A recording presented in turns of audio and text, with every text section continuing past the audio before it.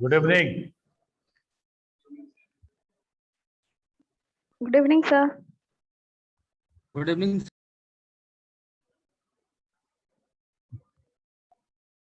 ठीक है, तो हम लोग कहाँ तक पढ़ चुके हैं?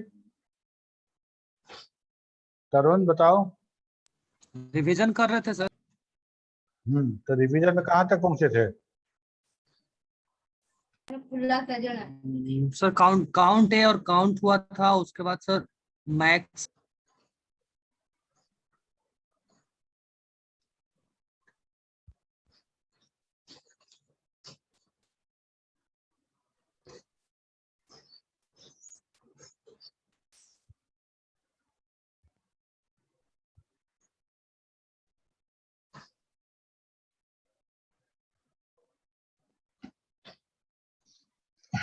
ठीक है, काउंट और काउंटे में क्या डिफरेंस है, कौन बताएगा? काउंट और काउंटे में डिफरेंस बताओ।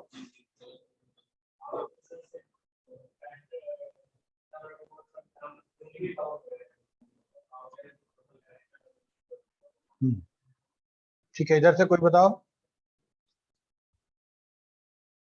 Yes sir. काउंट और काउंटे में क्या डिफरेंस है? काउंट जो है ओनली फॉर न्यूमेरिक को काउंट करता है, और काउंट ए जो है मानी ब्लैंक को भी काउंट करेगा। ब्लैंक में जो भी ब्लैंक हो या तो उसे कैरेक्टर टाइप होगा, सबको काउंट करेगा। नहीं, देखो, काउंट जो था वो न्यूमेरिक और डेट टाइप दोनों को काउंट करता है। 4 तरह का टोटल डेटा टाइप है एक्सेल के अंदर। एक है टेक्स्ट या कैरेक्टर, बोलो। आवाज इको कर रहा है क्या मेरा? टेक्स्ट या टेक्स्ट हो ठीक गया, है सर। म्यूट करके रखो तुम लोग। टेक्स्ट हो गया, उसके बाद हो गया नंबर, तीसरा हो गया डेट, और क्या हो गया? Boolean value, logical, true and false. ये 4 है। तो काउंट पहला दोनों को, मतलब नंबर को और डेट को काउंट कर रहा था, ठीक है। और किसको किसको नहीं कर रहा था? कैरेक्टर को नहीं कर रहा था, टेक्स्ट को नहीं कर रहा था, और लॉजिकल वैल्यू ट्रू फॉल्स है उसको नहीं कर रहा था। ठीक है, तो 4 में से 2 काउंट कर रहा था। तो काउंट ए, जब हम काउंट ए यूज किए तो ए जस्ट ए मतलब ऑल, याद रखने के लिए काउंट ए ये चारों को काउंट करेगा। समझ में आ रहा है बात? वो चारों डेटा टाइप को काउंट करेगा। ठीक उसी तरह से मैक्स और मैक्स ए मिलेगा तुमको। मैक्स और मैक्स ए यही काम करेगा, मीन और मीन ए यही काम करेगा। ठीक है, मैक्स जो है मैक्स नंबर निकालेगा, मान लो सिर्फ नंबर दिया हुआ है तो उसमें से मैक्सिमम निकालेगा। लेकिन मैक्स ए करेंगे तो उसमें बुलियन वैल्यू जो होगा और जो टेक्स्ट होगा तो उसको भी वो कंसीडर करेगा। ठीक है, काउंट ए में समझ में आ गया सबको? काउंट और काउंट ए समझ में आया कि नहीं आया, बताओ। Yes sir. काउंट ब्लैंक, तरुण तुम बोले थे ब्लैंक काउंट करेगा। ब्लैंक काउंट नहीं करता है। काउंट जब भी करेगा तो जो सेल में वैल्यू है उसको काउंट करेगा। काउंट सिर्फ नंबर और डेट को करेगा, और काउंट के सबको करेगा। नन ब्लैंक जितना भी सेल होगा सबको काउंट ए काउंट कर देगा, और काउंट ब्लैंक सिर्फ ब्लैंक वाले को काउंट करेगा। जो जो सेल ब्लैंक है, लेफ्ट ब्लैंक सेल को काउंट करेगा कौन? Count blank. Clear? Count if, count करना है on the basis of some criteria, on the basis of सब कंडीशन हमको काउंट करना है, तो उसके लिए है काउंट इफ। इसका एग्जांपल दे के बताओ। काउंट इफ का एग्जांपल तुम लोग दो। हम लोग पढ़ चुके हैं पहले। काउंट इफ एक मतलब कैसा शीट होगा, कैसा डेटा होगा, और काउंट इफ कैसे काम करेगा।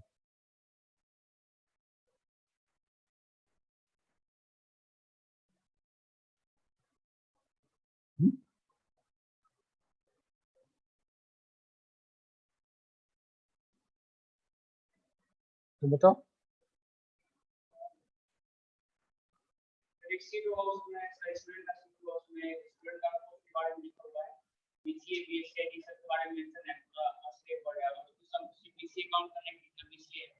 हाँ बिल्कुल, नहीं सीख रही हो? क्लास कर रही दोनों तुम लोग, खाली बस कुछ समझ में नहीं आ रहा है क्या? काउंट करना है, काउंट मतलब गिनना होता है ना, काउंट करना है किसी क्राइटेरिया के बेसिस पे। मेरा एक एक्सेल शीट है, ध्यान दो इधर, एक्सेल शीट है जिसपे 200 रोज है, 200 रोज है, उसमें से हमको किसी क्राइटेरिया के बेसिस पे कुछ काउंट करना है। जैसे उन सारे एम्प्लॉय का नाम बताइए, काउंट करके बताइए कितने एम्प्लॉय हैं जो सेल्स डिपार्टमेंट में काम करते हैं। वन एक क्राइटेरिया लगाए, या वैसे सारे एम्प्लॉय को काउंट करके बताइए जो पटना से हैं, जिनका जो सिटी है वो पटना है। वो ना कंडीशन, काउंट करना on the basis of some condition. अच्छा, अब मान लो तुम लोग का मार्कशीट हम बनाए हुए हैं, ठीक है, अब काउंट करके हमको पता चलना चाहिए 90% एवं कितना बच्चा काउंट किया है, कितना बच्चा है। ये 500-600 का मेरा एक्सेल का सीट है, 500-600 रो का, तो उसमें से हम काउंट करना चाहते हैं, हम प्राइस देने वाले हैं सबको। अभी हम किसी को भेजने वाले हैं प्राइस के लिए, है, कुछ मेडल लाने के लिए, और हम जानना चाहते हैं कितना मेडल आएगा, तो किसको देना है, तो 90% एवब को, तो काउंट कर देंगे ना 90% एवब को, क्या दिक्कत है। काउंट इफ रेंज, ठीक है, परसेंट वाला रेंज लेंगे, कॉमा देकर क्राइटेरिया लगा देंगे ग्रेटर देन इक्वल टू 90, तुरंत काउंट करके बता देगा कि 150 होगा कि 200 होगा। यही तो करना है, डिफिकल्ट है क्या? डिफिकल्ट है नहीं ना, डिफिकल्ट नहीं है तो तुम्हारे तरफ से जवाब आना चाहिए, तुम लोग ध्यान दो,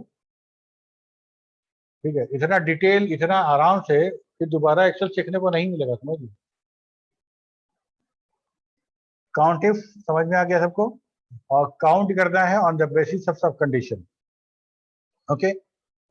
उसके बाद दूसरा था काउंट इफ। काउंट इफ में हम मल्टीपल कंडीशन हम यूज करते थे, ठीक है। मल्टीपल कंडीशन मतलब जो क्राइटेरिया रेंज और क्राइटेरिया है, यहाँ पे क्राइटेरिया बहुत सारा हो जाएगा, हमको सेल्स भी काउंट करना है, सेल्स वाले को काउंट करना है, और वैसे सेल्स वाले जो पटना के रहते हैं रहने वाले हो, ठीक है। तो हम लोग सम इसमें क्या करेंगे, यहाँ पर क्राइटेरिया रेंज 1 लगाएंगे, मतलब ये डिपार्टमेंट वाला रेंज हो गया पूरा कॉलम, यहाँ पे लिख दिए सेल्स, इस रेंज में से इस रेंज को खोजना है सेल्स को। फिर ये वाला सिटी का रेंज हो गया, इसमें से पटना खोज लेगा, ठीक है। तो मतलब काउंट करके बताइए कि कितने एम्प्लॉय हैं जो सेल्स डिपार्टमेंट के हैं और पटना में रहते हैं, समझ आ रहा है। काउंट इफ में मल्टीपल कंडीशन पे हम लोग काउंट करेंगे। जब काउंट और काउंट इफ और काउंट इफ समझ में आ गया, तो सम इफ और सम इफ भी सेम टू सेम वही है। यहाँ सिर्फ काउंट करें तो वहां सम कर देंगे, ठीक है। सम इफ में क्या करेंगे कि मान लो हमको काउंट करना है, हमको सम करना है सेल्स डिपार्टमेंट में जितने एम्प्लॉय काम करते हैं सबकी सैलरी, कितनी सैलरी जाती है पूरा, ठीक है। तो हम क्या करेंगे, क्राइटेरिया क्या लगेगा मेरा, डिपार्टमेंट बराबर सेल्स, तो डिपार्टमेंट वाला पूरा सेलेक्ट करेंगे और हम कंडीशन लगाएंगे सेल्स का, ठीक है। और सम रेंज क्या दे देंगे हम, सैलरी, ठीक है। सम रेंज ऑप्शनल है, इसका क्या मतलब, इसका ये मतलब कि हम सम रेंज मतलब जिस रेंज को सम करना है ऑन द बेसिस ऑफ इस ये क्राइटेरिया, और ये क्राइटेरिया किस पे मैच होगा, इस पे हम लगाएंगे, तो इस रेंज पे लगाएंगे, ठीक है। ये मान लो कहने का मतलब, ये डिपार्टमेंट है, ये पूरा का पूरा कॉलम डिपार्टमेंट का है, इसमें से क्राइटेरिया लगा दिए डबल कोट्स में सेल्स, ठीक है। और यहाँ पे सैलरी वाला कॉलम हम पूरा सेलेक्ट करके दे दिए सेम रेंज में। तो हमको क्या करेगा कि जितने सेल्स वाले हैं सबकी सैलरी जोड़ के बता देगा कि पूरे सेल्स डिपार्टमेंट को कितना सैलरी जाता है, ठीक है।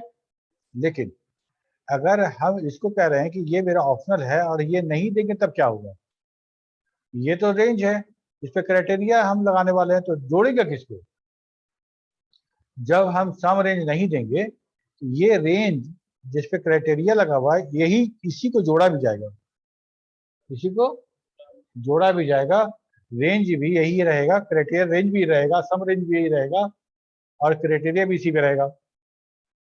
ठीक, तो अब एक बात तो समझ में आता है कि जब हम क्राइटेरिया इस रेंज पे लगाएंगे और सम यही होगा तो ये रेंज हमारा न्यूमेरिक होना चाहिए।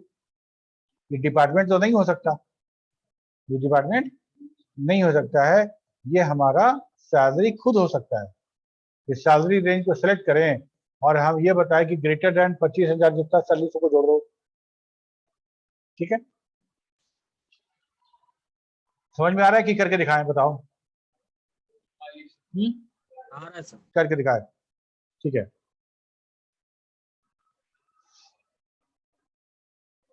ये कुछ नाम हम लिख देते हैं।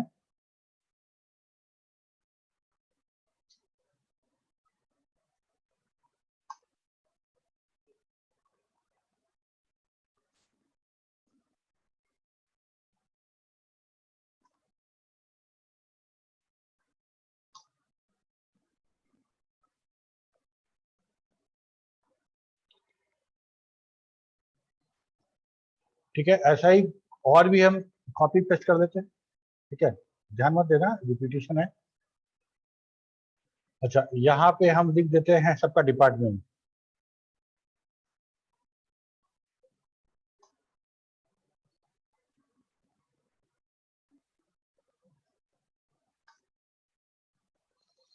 और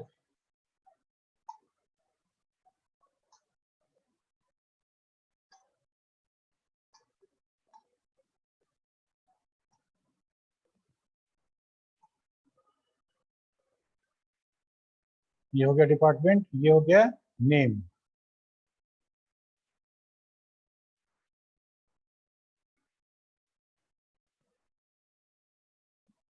और ये हो गई सैलरी, यहाँ सिटी दे देते हैं।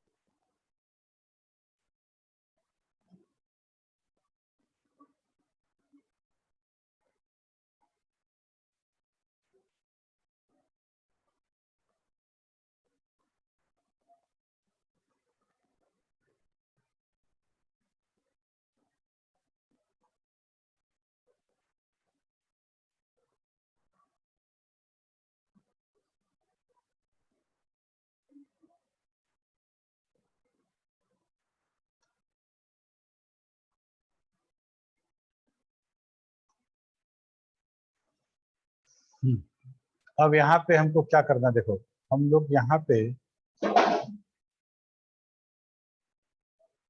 ये माइक की इतना कैसे आवाज आया। हम लोग सबसे पहले लिखते हैं क्या, सम इफ। पहले हम लोग बात करते हैं सिर्फ दो आर्गुमेंट के साथ। हम सम रेंज नहीं देंगे, सम रेंज नहीं देंगे। सम रेंज नहीं देंगे तो क्राइटेरिया के बेसिस पे सम कहाँ होगा, इसी रेंज में होगा। तो ये पहला वाला जो रेंज है, ये वाला रेंज, ये वाला ये इसमें सम करना है हमको, तो इसका मतलब हमको ये न्यूमेरिक देना पड़ेगा। इसका मतलब ये नेम, डिपार्टमेंट और सिटी तो नहीं हो सकता, तो हम लोग ये रेंज दे दिए।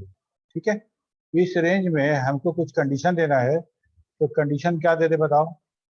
हम दे देते हैं कि कंडीशन कितने कितनी जितनी 30,000 से जितना सैलरी है सबको जोड़ दीजिए। तो ये मेरा 2,14,000 सैलरी होगा। 30,000 या 30,000 बराबर ग्रेटर इक्वल टू है, तो हम जोड़ेंगे तो ये सब आ जाएगा। ठीक है, अब यहाँ तक तो बात समझ में आ गया कि हम अगर हम क्राइटेरिया दे रहे हैं तो क्राइटेरिया भी का रेंज भी यही होगा और सम भी यही होगा। अगर सम रेंज देंगे तब क्या होगा। तो हम क्या करना चाहते हैं कि जैसे मान लो हम चाहते हैं कि हम यहाँ से, ये क्राइटेरिया रेंज है, ठीक है, और इसमें हम क्राइटेरिया लगा रहे हैं सेल्स डिपार्टमेंट का, ठीक है। तो इस रेंज में से सेल्स खोजा जाएगा और सेल्स के कॉरस्पॉन्डिंग कौन से कॉलम को जोड़ा जाएगा, तो भाई जोड़ने वाला कॉलम ये है, ठीक है। ये हो गया क्राइटेरिया रेंज। उस क्राइटेरिया रेंज पे डिपेंड करने वाला रेंज क्राइटेरिया, और ये सम रेंज जिसको सम करना है, समझ आ रहा है। अब इसको सिर्फ इंटर करना है, तो जितना सेल्स वाले हैं उनकी सैलरी जोड़ोगे तो 89,500 आएगी। ये सेल्स का है, तो ये सेल्स का है 40 20 60 65, 65 के बाद 24,500, ठीक है। ये ऐसा करके हम निकाल लिए। इतना ही नहीं, इसको और भी कर सकते थे। जैसे मान लो हमको निकालना था कि पटना वाला लोग का सैलरी कितना है, तो हम रेंज सेलेक्ट कर लिए वो वाला जहां से पटना खोजना है हमको, और सम क्या करना है तो सैलरी, ठीक है। तो पटना वाले लोग का सैलरी कितना है, यहाँ पटना है, यहाँ पटना है, यहाँ पटना है, ठीक है। तो 1,37,000 रुपया यूनिट हो गया, समझ आया। ये तो सम इफ हो गया, सम इफ। और इसके बाद है जैसे काउंट इफ और काउंट इफ था, वैसे सम इफ भी है। यहाँ पे हम मल्टीपल कंडीशन के साथ हम सम कर सकते हैं। जैसे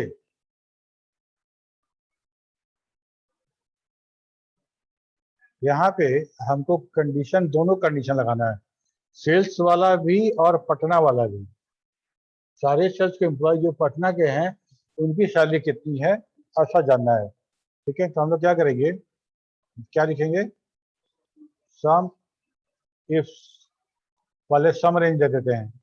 सम रेंज पहले, वहाँ सम रेंज सबसे लास्ट में था, यहाँ पहले सम रेंज दे दिए। अब यहाँ से ये हो गया क्राइटेरिया रेंज 1, मतलब पहला क्राइटेरिया का रेंज। और क्राइटेरिया यहाँ क्या देना है, सेल्स, ठीक है। तो ये सेल्स कहाँ को जाएगा, इस रेंज में। अब दूसरा वाला रेंज ले लेते हैं, ये वाला क्राइटेरिया रेंज 2, और क्राइटेरिया 2 क्या है, पटना,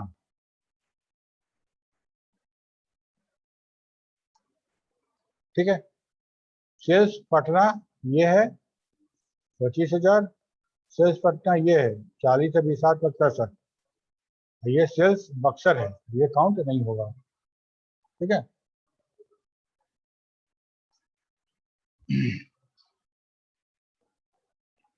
सम इफ और सम इफ अंतर इतना ही है, इफ में एक कंडीशन लगता है, इफ्स में मल्टीपल कंडीशन लगता है, ठीक है।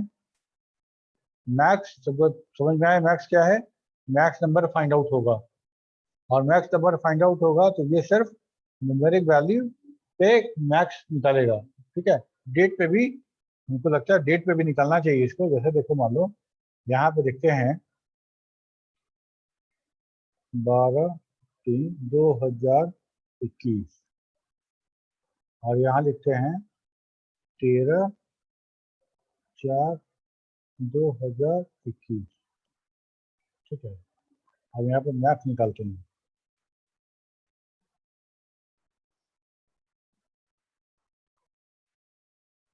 13/4/2021, ठीक है। तो ये हमको मैथ्स निकाल के देगा, नंबर पे देगा और न्यूमेरिक डेटा पे देगा, ठीक है। लेकिन ये कभी भी, देखो लिखते हैं हम लोग -10 -9,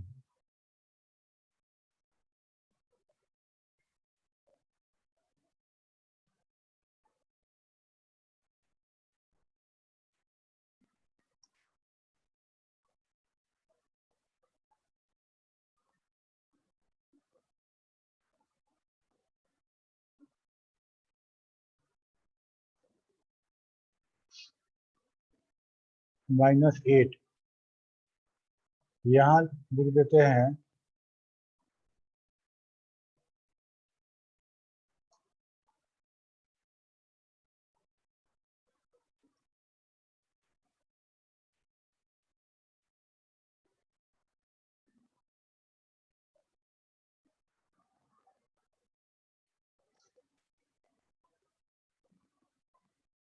यहाँ डेट लिखा था ना पहले,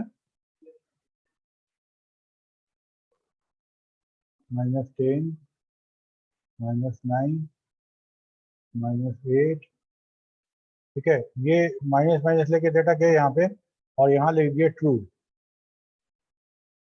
ठीक है। यहाँ लिख दिए फॉल्स, यहाँ लिख दिए हेलो। यहाँ पे हम मैक्स निकालना चाहते हैं, ये सारा दे रहे हैं इसको, ठीक है। अच्छा बताओ मैक्स क्या निकालेगा ये? 1 1 कहाँ है? 1 तो वो कहाँ 1 दिख गया? सर ट्रू ट्रू देगा। माइनस सर 1, ट्रू का मीनिंग। मैक्स है ना, तो मैक्स सिर्फ न्यूमेरिक डेटा को देखेगा, तो न्यूमेरिक में -8, -9, -10 है, तो मैक्स जब भी निकलेगा तो उसी तीन में से होगा। नीचे का जो ट्रू फॉल्स और हेलो है उसको ये इग्नोर कर देगा, यस तो ये इग्नोर कर देगा उसको, ये वो काउंट में मैक्स में उसको कंसीडर नहीं करेगा, ठीक है, समझ में आया? तो -8, -9 और -10, तो ज्यादा कौन है? -8 है, ठीक है। मिनिमम निकालेंगे तो -10 आ जाएगा।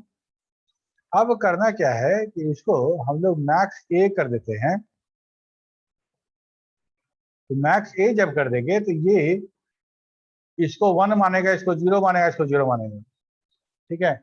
तो 0 0 2 बार आ गया ना, तो मैक्स में ट्रू, तो मैक्स क्या आ गया? 1 आ गया, ट्रू, ठीक है।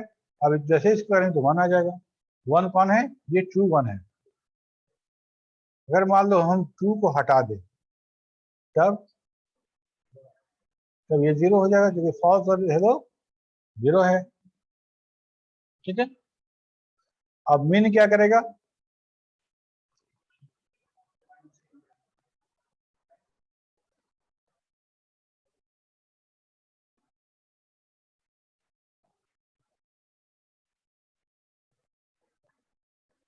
सबसे छोटा -10, ठीक है। अब क्या करते हैं हम लोग कि माइनस हटा देते हैं,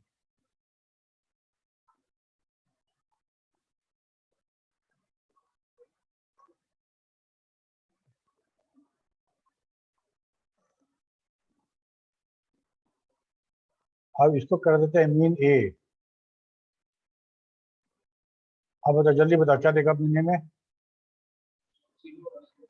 0, क्यों? क्योंकि हेलो भी 0 है और फॉल्स भी 0 है, ठीक है।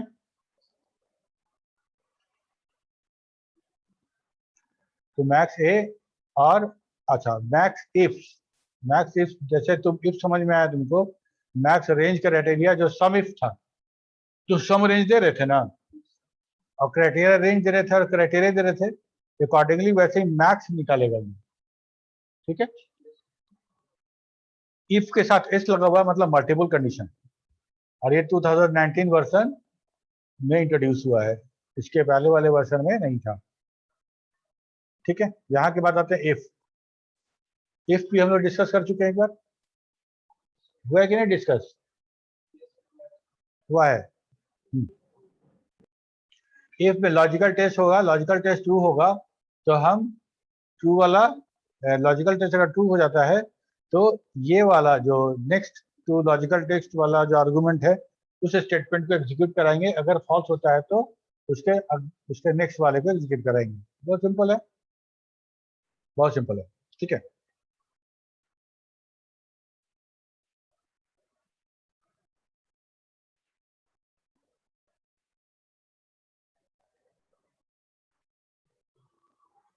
अब यहाँ पे करना क्या है कि यहाँ पे हम लोग कुछ उनको अलाउंस देने वाले हैं, ठीक है। अलाउंसेज जो देंगे वो ऑन द बेसिस ऑफ सम, इस सैलरी के क्राइटेरिया पे देंगे, सैलरी कितना है उसके हिसाब से देंगे, ठीक है। तो अगर किसी का सैलरी, सबसे कम सैलरी 23,000 है ना, 22,000 है, ठीक है, तो 20,000 से ज्यादा है,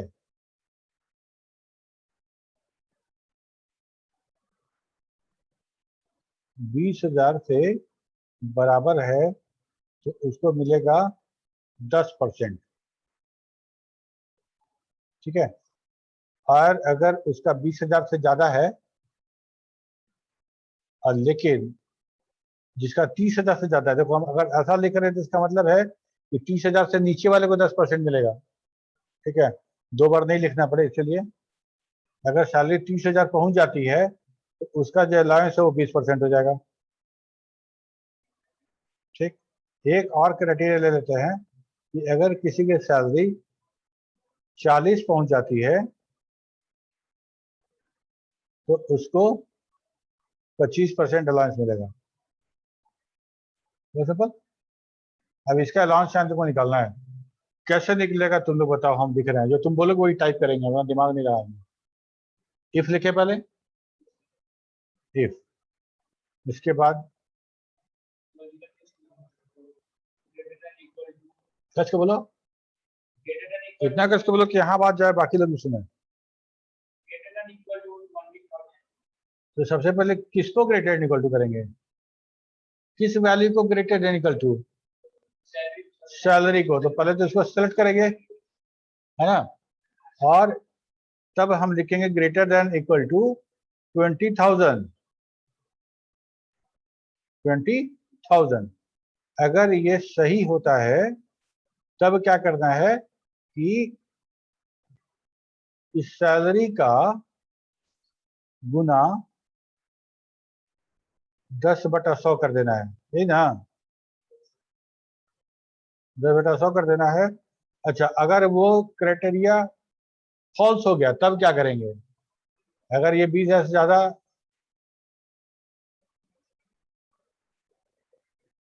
नहीं देखो यहाँ पे एक प्रॉब्लम ये है कि हम अगर 40,000 वाला भी है तो उसके लिए भी तो ये ट्रू कर देगा ना, उसके लिए भी ट्रू हो जाएगा। ठीक है, तो हम लोग को करना क्या होगा, हम लोग को रेंज डिफाइन करना पड़ेगा। रेंज डिफाइन करने के लिए क्या करना पड़ेगा, एंड फंक्शन यूज करना पड़ेगा, और तब हम करेंगे क्या कि सैलरी बड़ा और बराबर हो 20,000 के, और मतलब हिंदी में, और सैलरी छोटा हो 30,000 के। समझ में आ रहा है, और ये दोनों कंडीशन अगर मैच करता है तब हमको 10% देना है।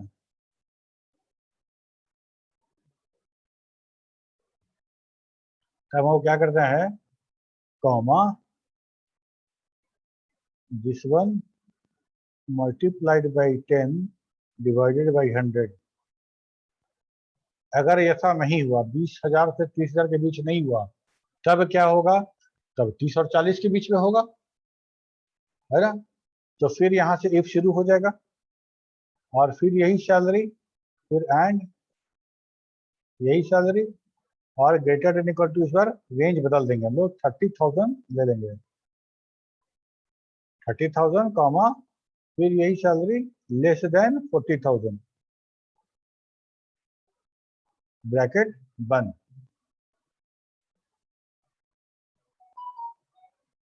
ठीक है,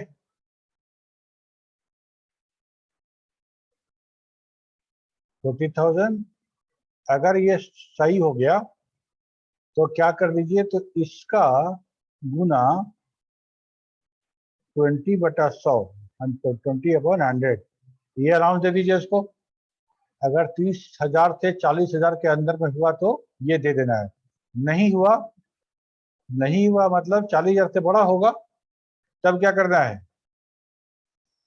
40,000 से बड़ा हो गया तब क्या करना है, उसको 25% दे देना है।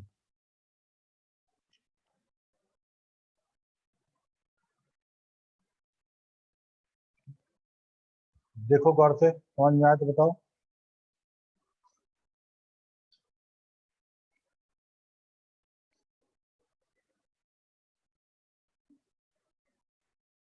दिख रहा है सबको साफ साफ। पहला इफ जो है, पहला इफ में जो एंड लगाए हैं हम लोग, 20,000 से 30,000 के बीच का काम हम कर रहे हैं। अगर वो ट्रू हो जाता है तो 10% दे देते हैं, अगर वो ट्रू नहीं होता है तो फॉल्स वाले पे जाएगा। तो फॉल्स वाले पे हमको कुछ करना नहीं, फॉल्स वाले पे हमको फिर चेक करना है कि 20-30 में नहीं था तब ना फॉल्स पे आया। तो अब हम 30 और 40 पे चेक कर दिए, यहाँ पे 30 और 40 पे अगर मिल जाता है हमको, 30 और 40 से मिल जाता है तो उसको उसके हिसाब का अलाउंस दे देंगे, और नहीं मिलता है, मतलब 40,000 ये कब फॉल्स होगा मेरा, जब 30,000 से कम होगा और 40,000 से ज्यादा होगा, और 30,000 से कम वाला तो इधर हैंडल हो गया, तो इधर सिर्फ 40,000 से ज्यादा वाला हैंडल नहीं हो रहा है, तो 40,000 से ज्यादा होगा तो 25% देना, तो इसलिए कोई कंडीशन लगाना ही नहीं है, इसमें आ जाएगा simple. If salary is greater than 30,000 and less than 30,000, greater than 30 and less than 40, तो डिस्काउंट दीजिए, अलाउंस दीजिए 20, और नहीं तो 25। ठीक है, तो सबको हम अलाउंस दे दिए इस इफ से। ठीक है, तो यहाँ नेट सैलरी निकाल लेना है।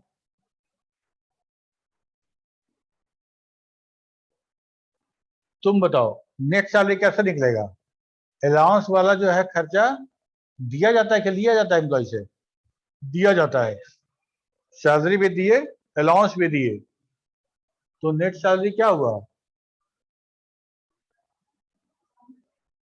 हाँ बताओ क्या करें, यहाँ पे सबसे पहले क्या लिखे? इक्वल टू सम,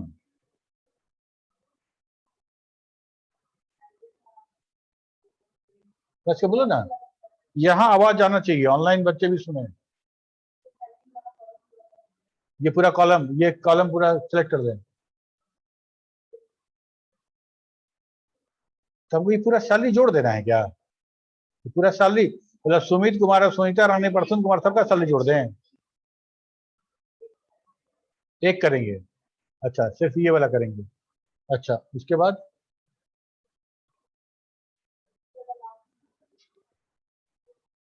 कॉमा देंगे कि कोलोन देंगे?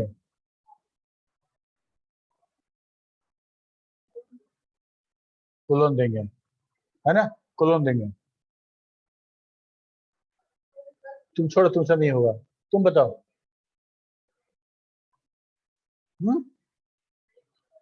अच्छा एक ही बताओ, 4 और 5 जोड़ना है, कैसे लिखेंगे हम लोग कॉपी पे?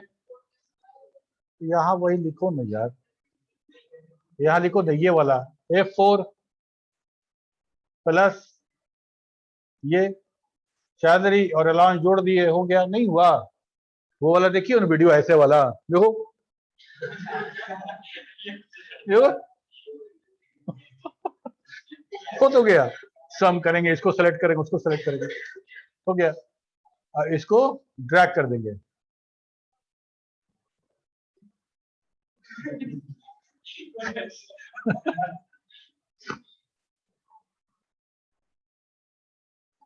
ठीक है। चलो ध्यान दो, ओके इफ तो समझ में आ गया, इफ के साथ साथ हम लोग एंड और भी समझ लिए, एंड तो समझ ही लिए, और कैसे समझेंगे? और में वैसा कंडीशन जिसमें से कोई भी एक कंडीशन अगर ट्रू हो जाता है तो सारा कंडीशन ट्रू मान लेंगे। ठीक है, तो हम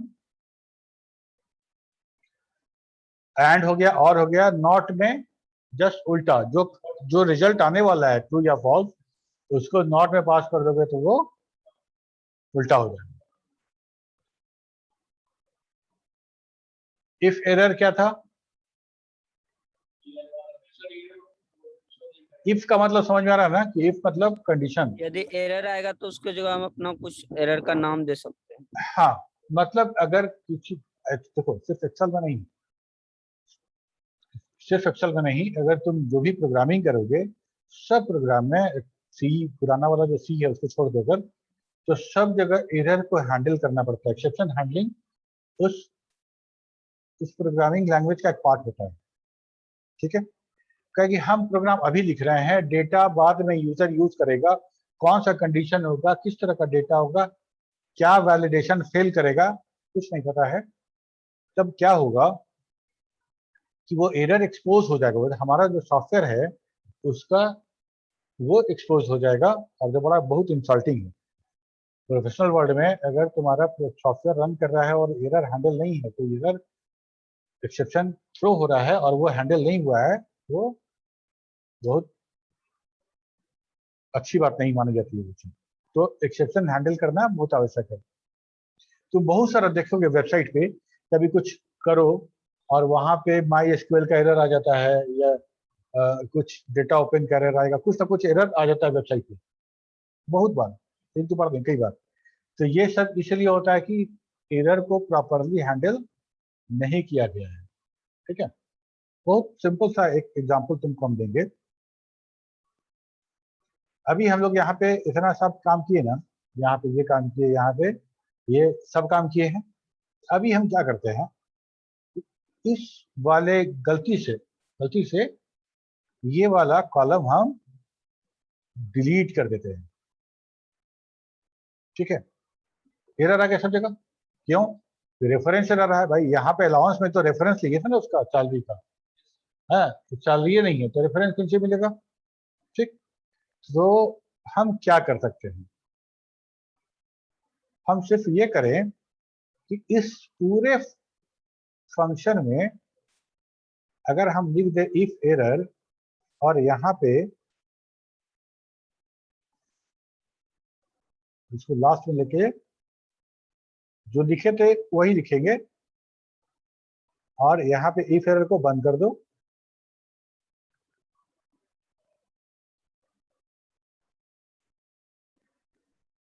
और एरर आएगा तो हम एरर में कुछ एक फॉर्मेटेड मैसेज देना चाहते हैं। क्या दे सकते हैं यहाँ पे? उप्स लिख देंगे तो फिर ऑब्जेक्ट ओरिएंटेड समझ लोगे ना। क्या लिखे? Oh, something went wrong. Some error occur।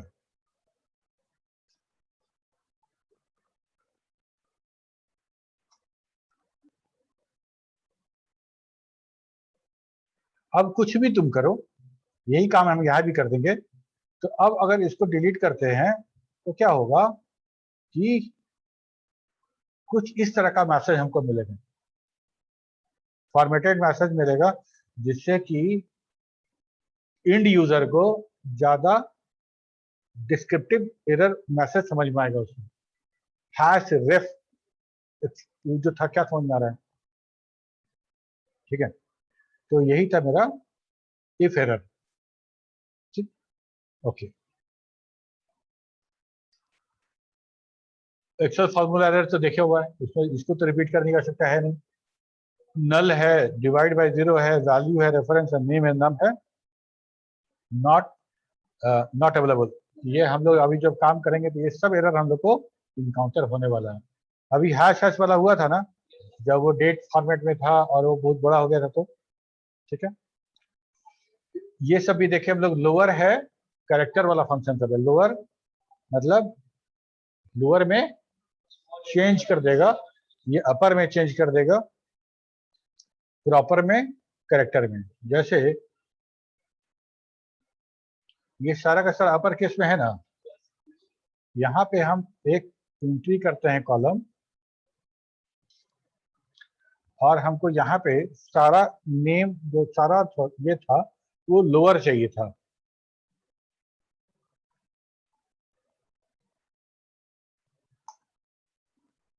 ठीक है, और इसको हम ड्रैग कर दिए, इसको भी हम कॉपी पेस्ट करके यहाँ ले जाए,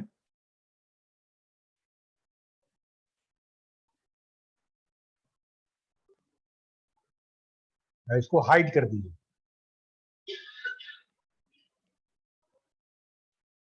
ठीक है, तो मेरा ऐसा काम हो गया। ये पूरा का पूरा हम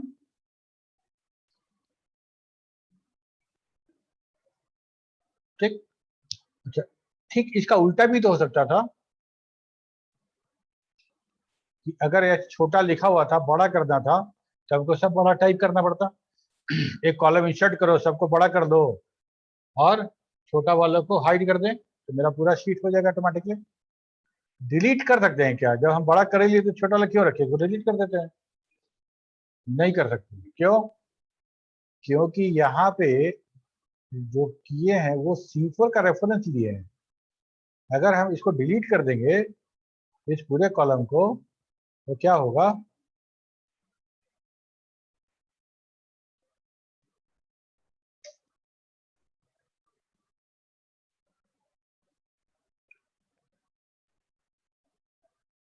ये सारा का सारा रेफरेंस एरर आ जाएगा। इसका रेफरेंस लिए थे ना, कॉपी लिख करके कैसे पेस्ट करोगे, कहाँ पेस्ट करोगे? मतलब अगर ऐसा ऐसा 1000 रिकॉर्ड रहेगा तो 1000 दाम यहाँ यहाँ फिर कॉपी करके रखोगे। मतलब हम सुमित कुमार को यहाँ से कॉपी करेंगे और यहाँ पे पेस्ट करेंगे ऐसे।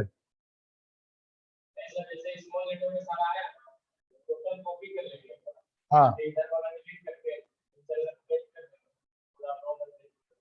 तो कैपिटल कैसे करोगे?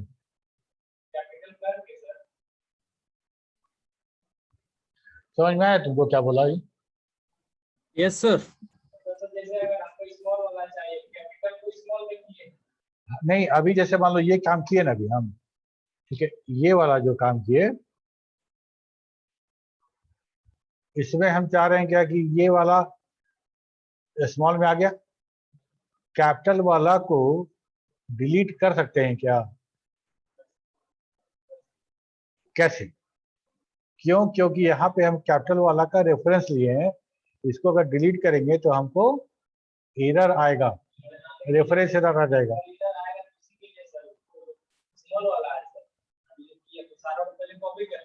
अच्छा,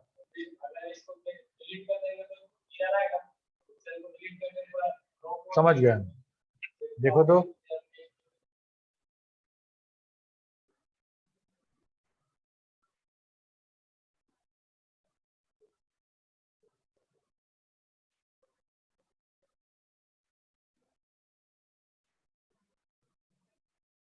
क्या कॉपी हुआ? पेस्ट स्पेशल लगा करके वैल्यू करना पड़ेगा सर, दिनेश सर बताए थे, तब हो एक जाता। तरीका ये भी है कि अगर मान लो हम इसको कॉपी हम कर ले, कॉपी किए ना और यहाँ पे आके पेस्ट स्पेशल में आओ और यहाँ पे ऑल है, फार्मूला है, वैल्यू है, तो अगर वैल्यू को सिलेक्ट करते हो तब ये काम मेरा ऑपरेशन मल्टीपल है, ये तब मेरा ये काम हो जाएगा और ये हमारा तब टेक्स्ट होगा, तब हमको वो काम नहीं करना पड़ेगा। ठीक है, ओके, गुड। तो प्रॉपर हो गया। कैरेक्टर और कोड, ये दो कमांड है जो हमको नंबर पास कर, इसके नंबर अगर दे तो कैरेक्टर में चेंज कर देगा और अगर हम टेक्स्ट दे तो उसको इसकी वैल्यू में उसको चेंज कर देगा। ठीक है, इसके बाद है कॉन्कैटनेट। अगर दो नंबर को कॉन्कैटनेट करना हो, एम्परसेंड साइन से भी कॉन्कैटनेट कर सकते हैं और कॉन्कैटनेट फंक्शन भी है, इससे भी कॉन्कैटनेट कर सकते हैं। ठीक है, कॉन्कैटनेट करने का मतलब जैसे फर्स्ट नेम का एक कॉलम है, सेकंड नेम का दूसरा कॉलम है, दोनों नाम जोड़ के एक नाम बना देना है। ठीक है, और यही कॉन्कैट 2013 में इसी फंक्शन का नाम कॉन्कैट हो गया। लेफ्ट और राइट, ये दो फंक्शन है जिसमें गिवन टेक्स्ट को लेफ्ट या राइट से कितने कैरेक्टर तक हमको एक्सट्रैक्ट कर लेना है। ठीक है, जैसे हम बोले श्याम, SHYAM, श्याम दे यहाँ पे, यहाँ टेक्स्ट जहाँ पे वहां श्याम दे दे और यहाँ दे दे 3, तो मतलब स्टार्टिंग लेफ्ट से 3 कैरेक्टर SHY हमको रिटर्न करेगा वो। ठीक है, अगर हम यही राइट फंक्शन यूज कर दे तो लास्ट से 3 काट के हमको देता। ठीक है, तीसरा फंक्शन है मिड। मिड में चूंकि पहला वाला में तो स्टार्ट से करना था और दूसरा वाला राइट में लास्ट से करना था, तो स्टार्टिंग तो दोनों जगह पता था, मिड वाले में स्टार्टिंग पता नहीं है। मिड में कहीं से भी स्टार्ट हो सकता है, कैरेक्टर नंबर सेकंड से लेके सेकंड लास्ट तक। तो हम लोग क्या करते हैं कि स्टार्ट नंबर भी देते हैं और कितना नंबर लेना है वो भी देते हैं। मान लो वही टेक्स्ट है श्याम और हम लिखते हैं नंबर 2 से शुरू होकर 3 नंबर काटना है, तो 2 से शुरू मतलब H से शुरू हो रहा है, HYA है ना, ये 3 कैरेक्टर हमको एक्सट्रैक्ट करके रिटर्न करेगा। लेंथ फंक्शन क्या करता है? लेंथ मतलब नंबर ऑफ कैरेक्टर रिटर्न करता है किसी टेक्स्ट का। फाइंड टेक्स्ट करेगा, गिवन टेक्स्ट में से ये वो टेक्स्ट फाइंड करेगा विद इन द टेक्स्ट, और स्टार्ट नंबर अगर हम देते हैं तो बाय डिफॉल्ट ये 1 होगा, मतलब सिमेज अगर हम दे, हमको ई फाइंड करना है सिमेज से, यहाँ टेक्स्ट है सिमेज और यहाँ पे ई, ठीक है। तो CIMAGE 6ठा नंबर पे आएगा, तो ये हमको रिटर्न करके देगा ई, ठीक है। और फाइंड जो है केस सेंसिटिव है, अगर सिमेज में ई बड़ा है और तुम छोटा ई खोज रहे हो तो नहीं मिलेगा। और लेकिन सर्च बिल्कुल वैसा ही फंक्शन सर्च है, जिसमें सर्च टेक्स्ट और विद इन टेक्स्ट दोनों में से दोनों केस सेंसिटिव नहीं है, बड़ा ई और छोटा ई दोनों को ये काम कर देगा, ठीक है। एग्जैक्ट में हम लोग मैच कराते हैं कि दोनों एग्जैक्ट सेम है कि नहीं है। नंबर को तो बराबर थे हम लोग टेस्ट कर लेते थे, ठीक है। और अगर मान लो हमको यही काम करना हो इफ के साथ, दो वैल्यू में, दो नाम में दो वैल्यू को टेस्ट करना हो टेक्स्ट को, तो हम क्या यूज करेंगे, एग्जैक्ट फंक्शन, ठीक है सबको। अगर किसी को कुछ पूछना तो पूछो।